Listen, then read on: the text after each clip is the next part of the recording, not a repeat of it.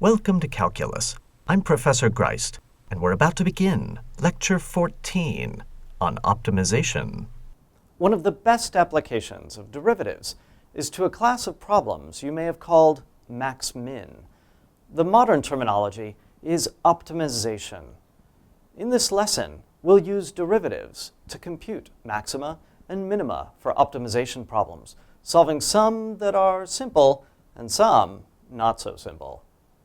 Optimization theory is a wonderful class of problems to which calculus applies. In optimization, you ask, what is the best? How do you maximize profit? How do you minimize drag on an airplane wing? How do you find the best route through a complex network? These are all aspects of optimization.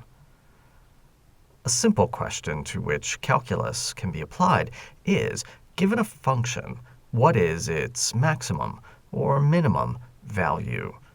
Well, I'm sure you've seen something along these lines before, but let's step back and think for a moment.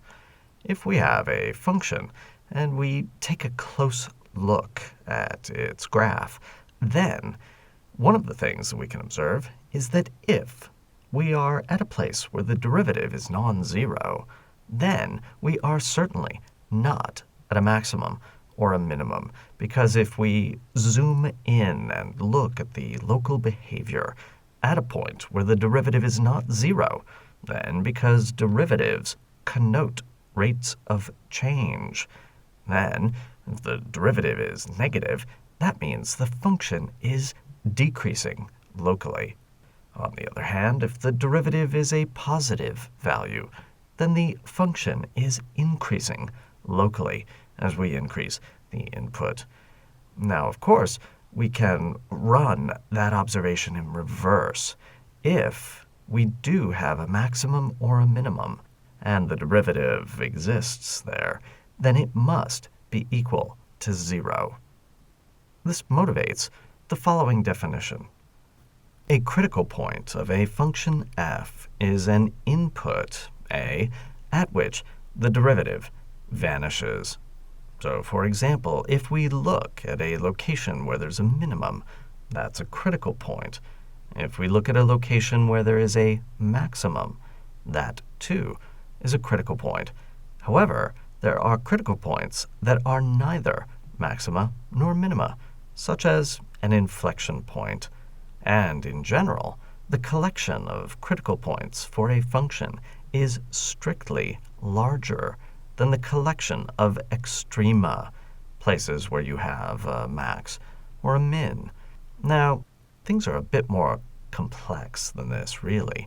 What happens if we have a function that is discontinuous, or not differentiable at a point, or not defined at a certain input? Well, a lot of different things can happen. Maxima, minima, neither. We want to expand our definition of a critical point to include as well those locations at which things go bad, such as where the derivative is undefined. The classification of critical points into maxima, minima, or neither is subtle. You may recall the wonderful second derivative test that is so helpful. Recall that at a critical point, x equals a, you have a minimum if the second derivative at a is bigger than zero. You have a maximum if that second derivative at a is less than zero. If your second derivative is zero or is undefined, then you have a fail. The test does not tell you whether it's a minimum or a maximum or neither. Now, these are only local minima or maxima, since you're just using derivative information. And some students get things mixed up. What do you do? Is it positive for a minimum or positive for a maximum? Negative? Which is it? I'll leave it to you to come up with a way to remember how this goes. Now, why is it that the second derivative test works? Well, as with the case of L'Hopital's rule, there's a good reason. And Taylor series allow us to see that reason transparently. Consider what happens at a critical point x equals a. If we Taylor expand f about that point, then what can we say? Well, because we have a critical point, the first derivative vanishes. Then, with that gone away, and ignoring all of the higher order terms, that is, terms of degree 3 and greater, what do we see? F looks like a quadratic. You have a constant term, and then the leading term after that is quadratic in x minus a. That means, ignoring the higher order terms, that the graph looks locally like a parabola. That parabola would open up if the coefficient in front of the second degree term is positive. That would open down if the coefficient is negative. Therefore, we see that the sign of that second derivative at a tells us whether we have a local maximum or a local minimum. Let's consider the simple example, sine squared x times log of cosine of x. This has a critical point at x equals 0. What happens when we Taylor expand? Sine of x becomes x plus big O of x cubed. We square that and then multiply it by the log of what? Well, 1 minus x squared over 2 plus big O of x to the fourth. We have a little bit more expansion to do, taking the sine squared term and expanding that out, and then expanding log of 1 plus something into, in this case, negative x squared over 2 plus big O of x to the fourth. Now, when we multiply these three expansions out, the leading order term is given by the product of x and negative x squared over 2. That is, we get a negative 1/2 x to the fourth plus big O x to the sixth. And we can see why we didn't use the second derivative test here, because it would have given us a 0, a fail. However, we can conclude that this really is a local maximum at 0 because of this coefficient of negative 1/2 in front of the x to the fourth. So what does that mean? Have we just invented the fourth derivative test? No, nothing that exciting. We've just done Taylor expansion. Instead of relying on specialized tests, rely on the principles. In this case, Taylor expand to see what's happening. Let's do a simple example. Consider a square of side length L, out of which we cut the four corners. We remove 4 squares of equal size and then fold at the internal edges to get an open-topped box. I want you to maximize the volume of that box with respect to what we remove. If we remove larger squares, we might get a smaller volume box. If we remove smaller squares, then we might get a smaller volume box. What is the maximal volume? Well, in this case, we'd better set x to be a variable. In this case, the side length of the corners that we remove. Then, in this case, the volume is what? Well, when we fold it up, the height of the box is x, and the length of the base is quantity L minus 2x. So the volume is x times L minus 2x quantity squared. Multiplying that out gives 4x cubed minus 4L x squared plus L squared times x. Now remember, x is the variable and L is a constant, so that when we differentiate with respect to x, we get 12x squared minus 8lx plus L squared. This factors nicely as 6x minus L times 2x minus L. And we want to factor that because we're going to compute the critical points. setting that derivative equal to 0. Solving gives us two critical points, one at x equals L over 2, and the other at x equals L over 6. We must classify these as maxima or minima, or neither, as best we can. So we'll take the second derivative, which we can compute to be 24x minus 8L. Evaluating that second derivative at the critical points gives us what? At L over 2, it gives us 4L. That's a positive number, and that means that we have a minimum, or a local minimum, at that point.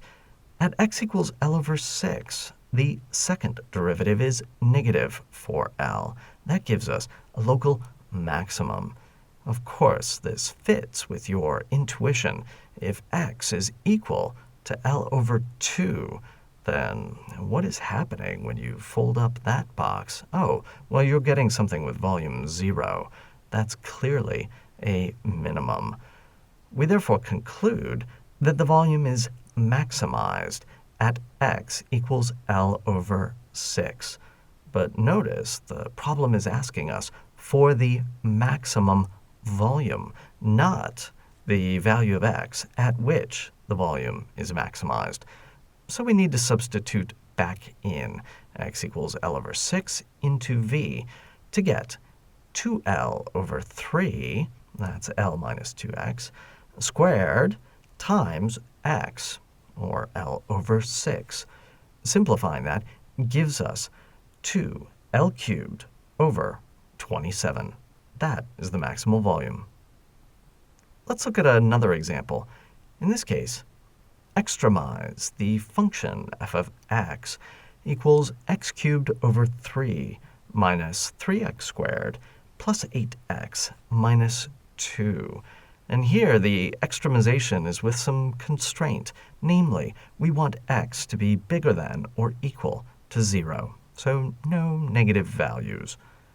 Let's proceed the same way. We compute the derivative of f.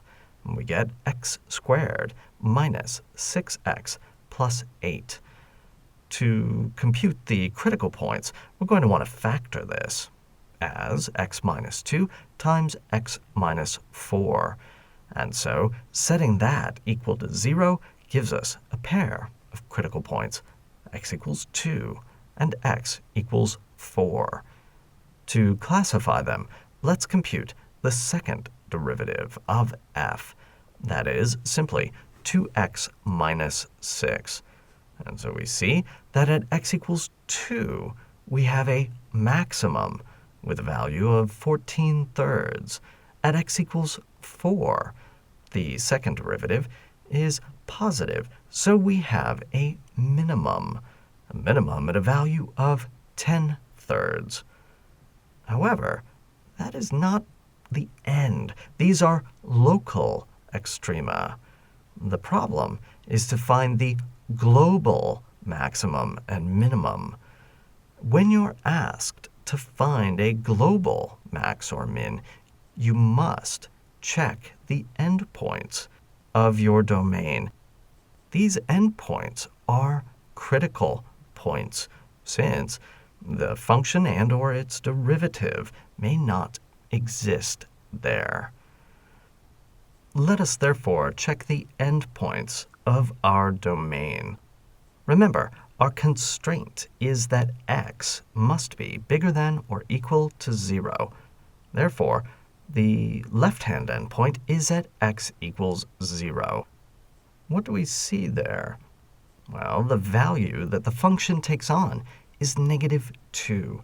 This is a minimum, since it is less than the other critical values that we have computed. In fact, this is the global minimum for the function. Are there any other critical points that we have to look at?